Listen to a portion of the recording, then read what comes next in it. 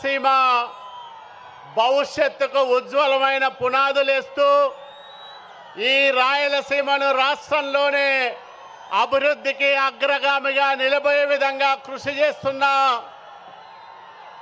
మన ముఖ్యమంత్రి వర్యులు నిజాయితీకి నిలువెత్తు రూపం, నిబద్ధతకు 6 అడుగుల సంతకం, 4 దశాబ్దాల రాజకీయ చాణుక్యం, ఎల్లలెరగని అభిమాన గణం, ఉత్తరాది తారలైన దక్షిణాది నేతలైన ఎవరైనా ఆయన దార్శనికానికి ఫిదా అవ్వాల్సిందే.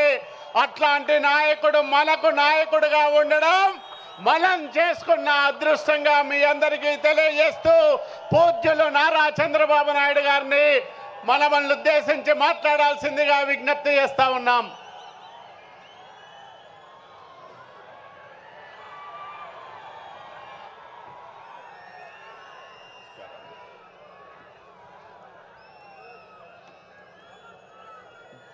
తమ్ముళ్ళు, ఆడబిడ్డలు, జై తెలుగుదేశం. ఇంకా గట్టిగా రాయలసీమ గర్జన రాష్ట్రమంతా మార్మోగాలి. జై తెలుగుదేశం, జై తెలుగుదేశం, జై Telugu Desam. Amar high NTR, Amar high NTR, NTR Amar high. అందరికీ నమస్కారం. వేదిక పైనుండే పెద్దలకి, నా ముందర చూస్తే సముద్రం నెల్లూరు పక్కనుందనుకుంటే జన సముద్రంతో ఈరోజు కడప నిండిపోయింది. ఎక్కడ చూసినా మా తమ్ముళ్ళు, మా ఆడబిడ్డలే. ఎన్నోసార్లు కడపకు వచ్చాను, కానీ ఈరోజు మీ ఉత్సాహం చూస్తూ ఉంటే, మీ అభిమానం చూస్తూ ఉంటే నాకు ఒక ధైర్యం వచ్చింది. కొండనైనా ఢీ కొట్టి మీకు న్యాయం చేస్తానని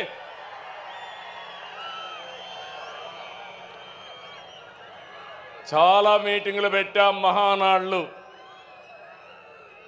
ఈరోజు మహానాడు కడపలో చూస్తున్నా. అందరూ అనుకున్నారు కడపలో మహానాడా అని. నాకు నమ్మకం ఉంది.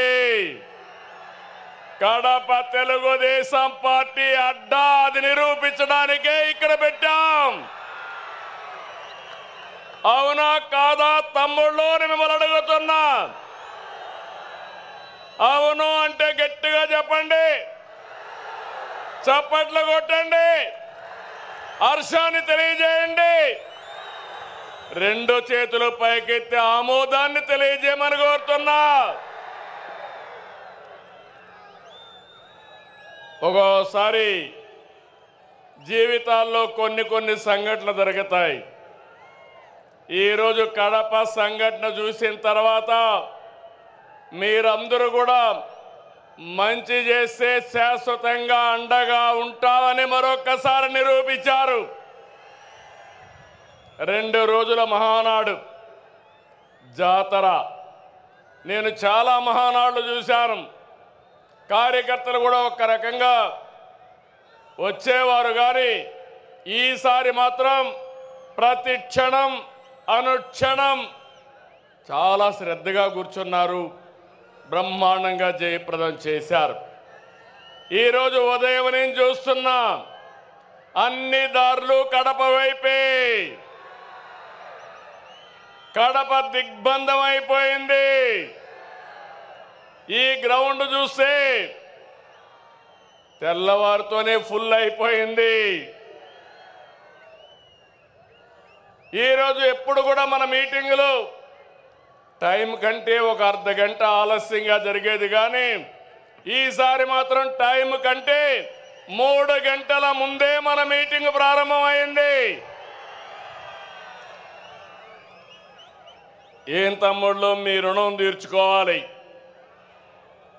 కూటమి ప్రభుత్వం ఏర్పడ్డాక మొదటి మహానాడు దేవుని కడపలో జరిగింది. రెస్పాన్స్ అదిరింది, సూపర్ హిట్ అయింది. ఇక్కడ ఒక విషయం మీకు చెప్పాలి. గత ఏడాది 2వ తేదీ ప్రజాగళం ఎన్నికల సభలో కడపకొచ్చాను. ఆ రోజు ఒక మాట చెప్పాను, కడప రాజకీయం మారుతోంది, కడప గడపలో మార్పు స్పష్టంగా కనిపిస్తుందని ఆ రోజు చెప్పాను. అది మీరు చూస్తే అహంకారంతో విర్రవీగే వారికి ఎన్నికల్లో కడప జిల్లా ప్రజలు అద్భుత చైతన్యంతో తీర్పు చెప్పారు. ఈ ఎన్నికల్లో ఒక కడపే కాదు, రాష్ట్రం ప్రతి ప్రాంతం అద్భుతమైన విజయాన్ని సాధించాం. ఉమ్మడి కడపలో 10కి 7 గెలిచాం. తమ్ముళ్ళు ఇప్పుడు నుంచి కష్టపడితే 2029లో 10కి 10 సిద్ధమా అని అడుగుతున్నా, మిమ్మల్ని సిద్ధమా తమ్ముళ్ళు అని అడుగుతున్నా, ఆడబిడ్డలు సిద్ధమా అని అడుగుతున్నా.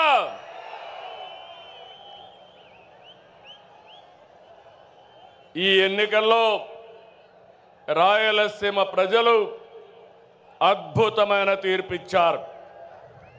52 సీట్లకి 45 సీట్లు కూటమిని గెలిపించారు. ఇందులో టీడీపీ 40 దాకా గెలిపించారు. వైసీపీకి రాయలసీమలో 7 సీట్లు వస్తే తెలుగుదేశం కూటమికి ఒక్క ఉమ్మడి కడప జిల్లాలో 7 సీట్లు గెలిపించారు. ప్రజా తీర్పు మళ్ళీ మనకు ఒక బాధ్యత గుర్తు చేసింది. కానీ ఈ తీర్పును మనం అర్థం చేసుకున్నాం. ఓడిపోయిన పార్టీ ఇప్పటికీ అర్థం చేసుకోలేదు, అర్థం చేసుకోదు కూడా. అధికారం కోసం పుట్టిన పార్టీ కాదు తెలుగుదేశం పార్టీ.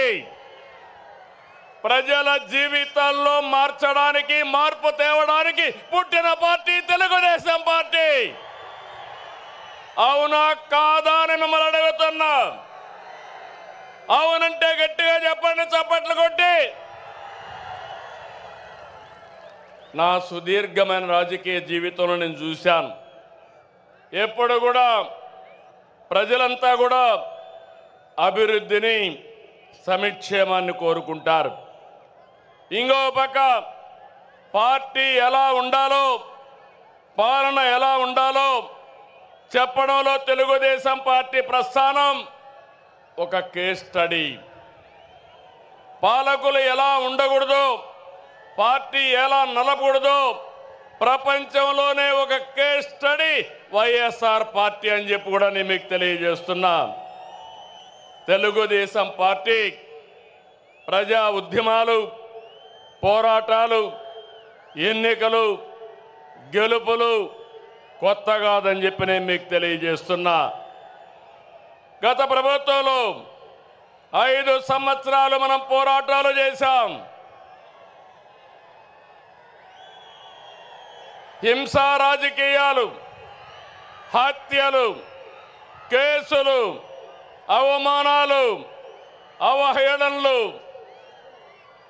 బూతులు, అణిచివేత అన్నీ ఎదుర్కొన్నారు మా తమ్ముళ్ళు, మా ఆడబిడ్డలు. మీరే నా బలం, బలగమని మరొకసారి గుర్తు చేస్తున్నా. మొన్నటి విజయం వెనుక కార్యకర్తల పోరాటం ఉంది, మీ త్యాగం ఉంది, మీ కష్టం ఉంది. విధ్వంస రాష్ట్రాన్ని పునర్నిర్మిస్తామని మన మిత్రుడు జనసేన అధినేత పవన్ కళ్యాణ్ గారు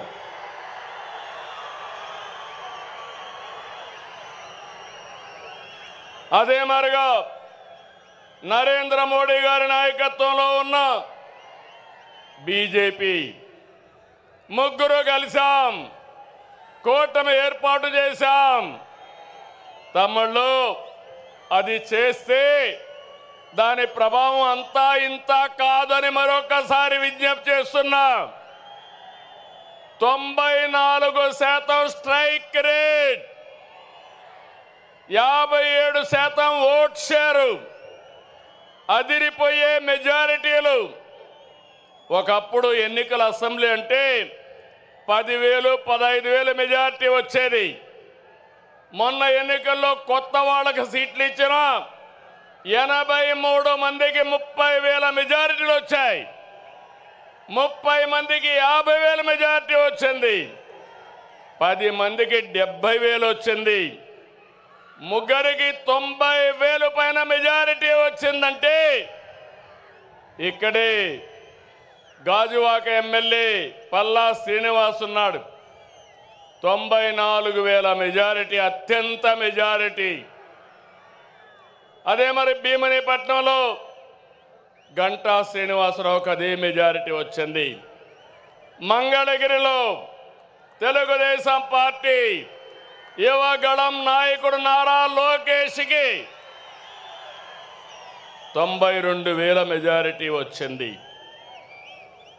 వైనాట్లు గొడ్డలి పోట్లు అనేది మన రాజకీయం కానే కాదు.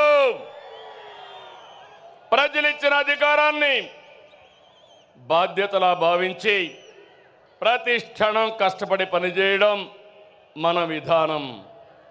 ఏడాదిగా అదే చేస్తున్నాం. సరిగ్గా ఏడాది క్రితం రాష్ట్రంలో చిమ్మ చీకట్లలో అస్తవ్యస్త పరిస్థితిలో ఉంది. విధ్వంస పాలనతో రాష్ట్రం 30 సంవత్సరాలు ఎన్నికెళ్ళింది. తమ్ముళ్ళు, 10 లక్షల కోట్ల రూపాయల అప్పులు, 1,20,000 కోట్ల రూపాయలు బకాయిలు, వడ్డీని 40,000 కోట్లు సంవత్సరానికి. ఇది కాకుండా అసలు కట్టాలి, మళ్ళా మీ అందరికీ పనులు చేయాలి. ప్రభుత్వ ఉద్యోగాలకి జీతాలు ఇవ్వలేని పరిస్థితి. అయితే కష్టాలు చూసి బెదిరిపోలేదు, సవాళ్లను చూసి పారిపోలేదు. అనుభవంతో ఆలోచించాను. తమ్ముళ్ళు, క్లేమోర్ మైన్స్కే భయపడని నేను సమస్యలకు భయపడతానా అని మీ అందరికీ విజ్ఞప్తి చేస్తున్నా. ఆ మనోధైర్యంతోనే ముందుకు పోయాం. ఇటుక ఇటుక పేర్చుతూ విధ్వంసమైన రాష్ట్రాన్ని పునర్నిర్మాణం వైపు ముందుకు పోతున్నాం. ఏడాదిలో ఎన్నో సంక్షేమ కార్యక్రమాలు, అభివృద్ధి కార్యక్రమాలు చేసి మన సత్తా చూపించే కార్యక్రమంలో ముందుకు పోతున్నాం. నేను ఒకటే ఎన్నికల ముందు చెప్పాను, అభివృద్ధి, సంక్షేమం, సంపద సృష్టి, నిరంతరం ఈ పేద ప్రజల జీవన ప్రమాణాలు మెరుగుపరచడం నా జీవితాశయం అని చెప్పి కూడా నేను మీకు తెలియజేస్తున్నా.